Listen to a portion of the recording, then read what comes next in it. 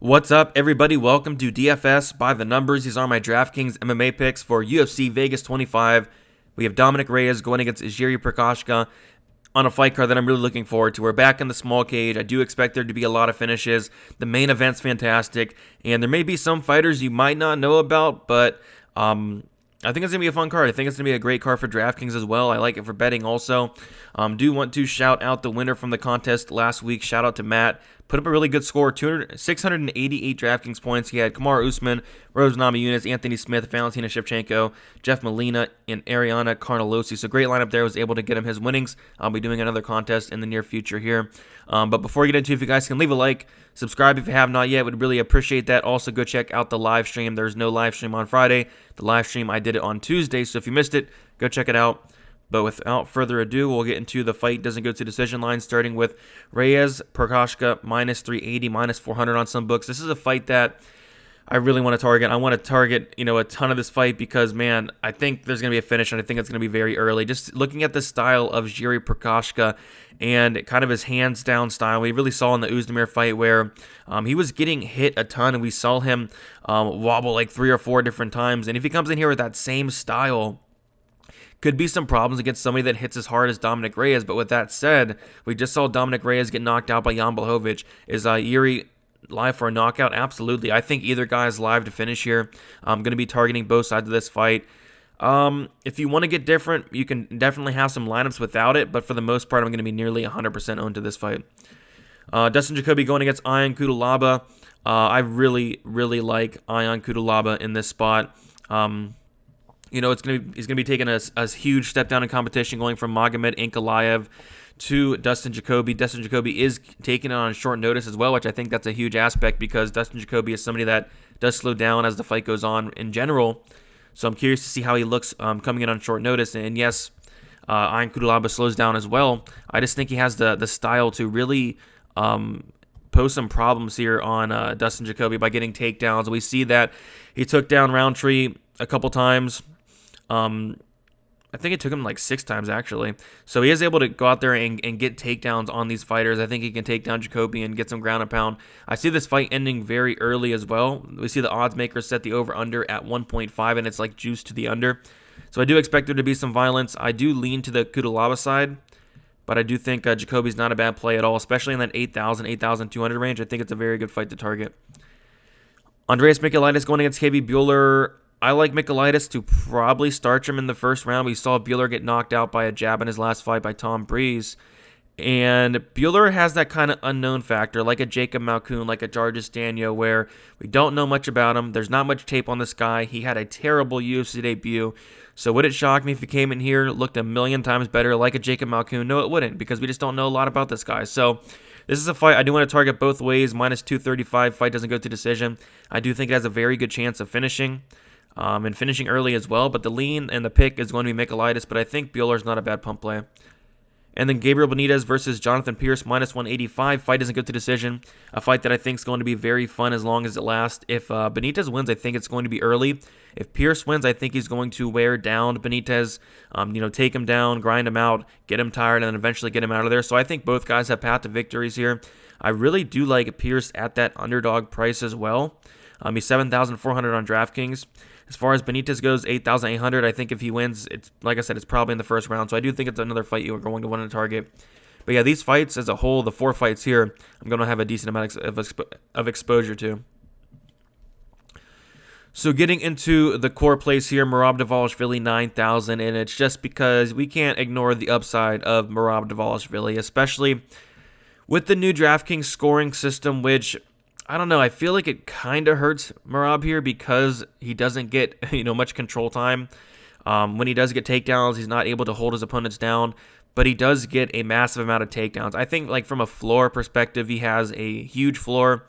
From a ceiling perspective, I don't know. I mean, he's not going to land a crazy amount of strikes.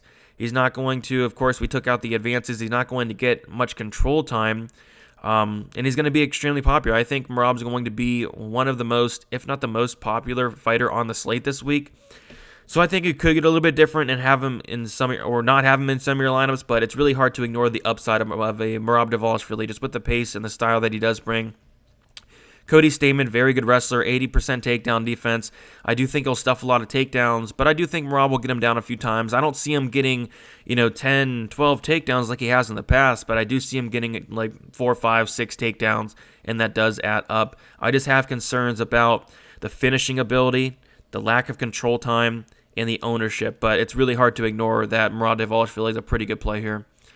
Andreas Michailidis, 9,100. This guy is a finisher. I believe the guy's been to decision like one time in 6 fights, factoring in the small cage. He has a 91% finish rate, but with that said, he's been knocked out in all 4 of his losses. I do think this is a fight as a whole you're going to want to target. Michailidis is going to be at a 4-inch height disadvantage, a 3-inch reach disadvantage, but with that said, Bueller does have that kind of like that tall man's defense where his hands are down, his chin's high up in the air, and then, Breeze knocked him out with the jab. So I think Michailidis is very live for a finish here. The guy hits very hard. He's dangerous. So I like Michailidis, 9,100 for that first round upside. Ian Cutelaba, 8,200. We talked about it a little bit. I do think he has some takedown upside in this fight. He just hasn't been able to go to it a ton in his career because of the guys who he's facing. He's facing guys like Glover Teixeira, Magomed Ankalaev, Misha Serkinov, guys like that.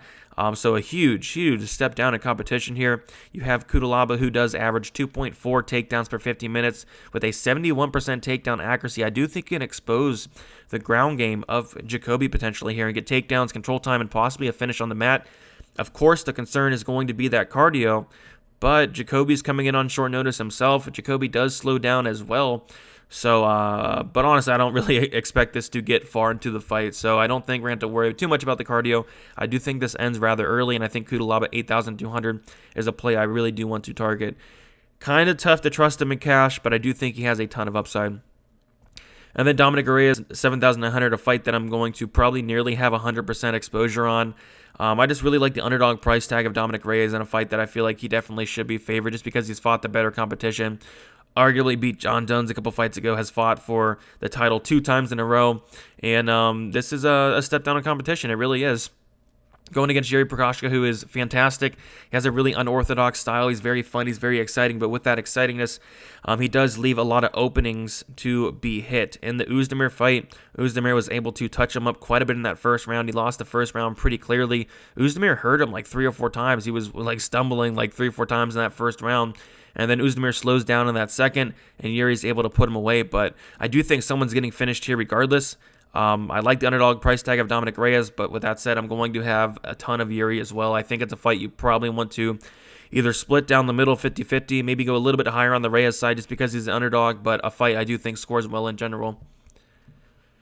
Getting into our GPP plays here, our tournament plays, we have Luana Pinheiro, 8,500.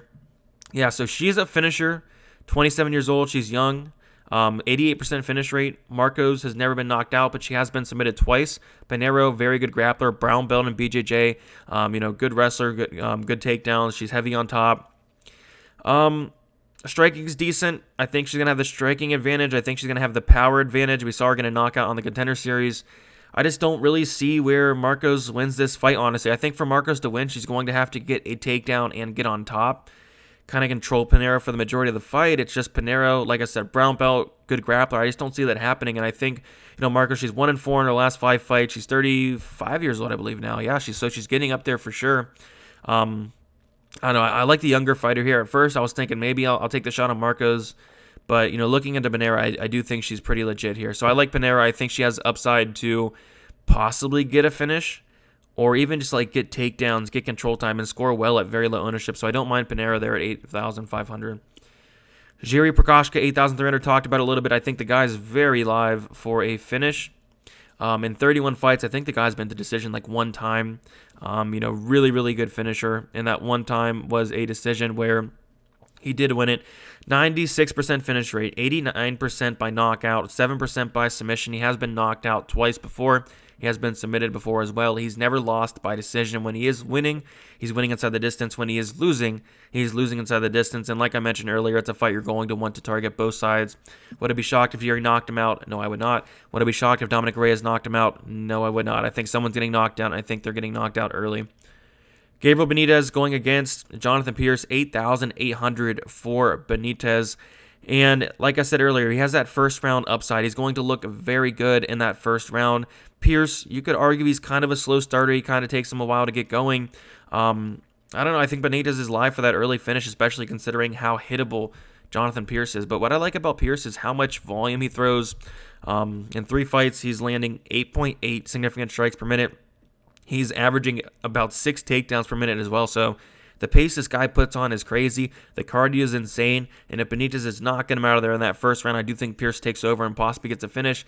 But then again, like Pierce is going to be, or Benitez is going to be very live for that first round finish, just based off the fact that Pierce's striking defense is just not where it should be, really. So I'll take some Benitez at 8,800. I don't think it'll be crazy popular. I think he's a decent play with some decent finish upside. And then Kai Kamaka, 8,400. Interesting play here. But I think he has the style to score decent in a win. We saw in his fight with Tony Kelly, he scored like 114 points just based off the fact that he threw a ton of strikes. I can kind of see an instance where that happens here.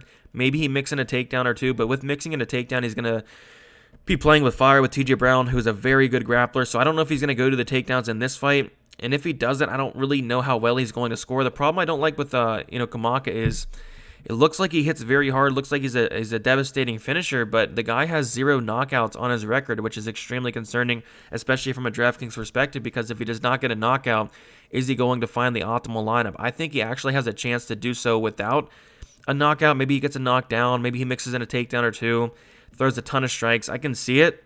But I don't know. I think if he was more of a finisher, I would be like really high on him here. It's just not. He hasn't shown that finishing ability. So I think I'll sprinkle in some Kai Kamaka, but I don't love it that much. But it's just hard to ignore how much this guy throws on the feet. And I do think I'll have a massive advantage on the feet as well. Getting into the live dogs, Jonathan Pierce, 7,400. Yeah, this guy's pace is crazy. His output's crazy. We talked about a little bit of the numbers. Benitez does slow down as the fight goes on. I think Pierce can really break down Benitez if the fight does get extended. So just don't get knocked out in the first round. I think he has a very good chance of winning here and a very good chance of scoring well on DraftKings as well with takedowns, control time, and a ton of strikes. So I like Pierce quite a bit at that price tag. If he does survive that first round, I see him scoring very, very well in a win.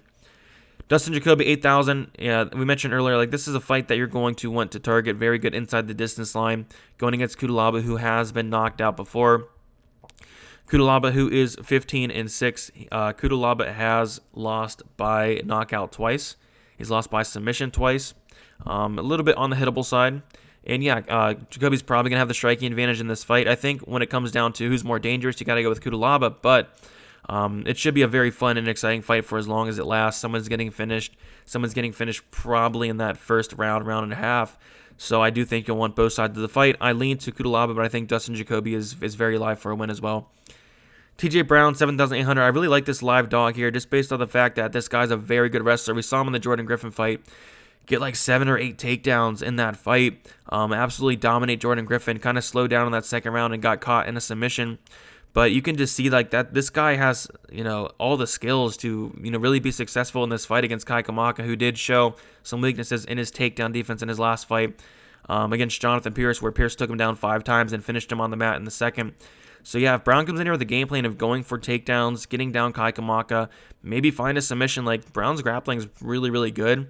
And then, of course, he's training with James Krause. Now, I think James Krause will come in here with a good game plan of getting this fight down to the mat. I think Brown's very live, and I think if he does win, he has the higher upside between him and Kamaka, just because he's going to wrestle, he's going to grapple, he's going to get control time, and he is the more likely person to finish the fight, as he does have an 93% finish rate, 64% by submission, and Kai Kamaka only has a 13% finish rate with just 1 submission win. So I like Brown quite a bit as a live dog. And then Felipe Caloris going against Luke Sanders. This is basically a fade on Luke Sanders. It seems like Luke Sanders is winning a ton of fights up until he's not. He makes mistakes. He's 8,700. I don't love that. He's 35 years old. I don't love that. He has been finished in all 4 of his losses, 3 by submission, 1 by knockout. Caloris is a black belt in BJJ. I checked out his Instagram. It looks to be in phenomenal shape. If he can get this fight down to the mat, which, Caloris has at least 1 takedown in every single UFC fight, 25% accuracy, averages 2 takedowns per 15 minutes. Sanders has a 60% takedown defense. I think if he does get this down to the mat, I think he's very live for a submission just due to the fact that Sanders makes a ton of mistakes on the mat. So give me Caloris, 7,500. I believe it's the first fight of the night as well. Nice price savings and a nice line value as well. We see the line coming down quite a bit on that fight for Colores. Pump play, KB Bueller, like I mentioned earlier, he has that kind of a Jacob Malkoun feel to it where we don't know much about the guy. Not much tape on the guy. Terrible UFC debut. Could he come in here, make a massive amount of improvements? Starch Michaelitis? I mean, maybe. I think it's actually kind of likely because Michaelitis has 4 knockout losses. So I will have some Bueller. I don't love it. I think he probably gets starched, but we've seen it time and time again where, a lot of these guys that we don't know much about that should lose, should get knocked out early, they do surprise us quite a bit. So give me KB Bueller as a pump play there. And then fades Luma Lukbumi. I like her more as a parlay piece. I think she does win. I think she's safe to win. She's not going to go for takedowns. She's not going to get control time. She's going to land a decent amount of strikes. I just don't see her getting a finish. She only has 1 knockout win on her record. Sam Hughes is extremely hittable, so maybe that finish does come, but at 9,400, I think there's a lot of better options. I think this is more of a mid-range week. You have Jiri, Prochazka, Reyes in that mid-range. You have Ion Kudalaba, Dustin Jacoby in that mid-range, and you have Pinheiro in that mid-range, and TJ Brown, Kamaka in that mid-range. So I think it's more of like a mid-range week. I really don't think you need to go up and get Luma Lukbumi this week. I just don't think she scores all that well if she's not going to get finished. And I lean towards she does not get that finish.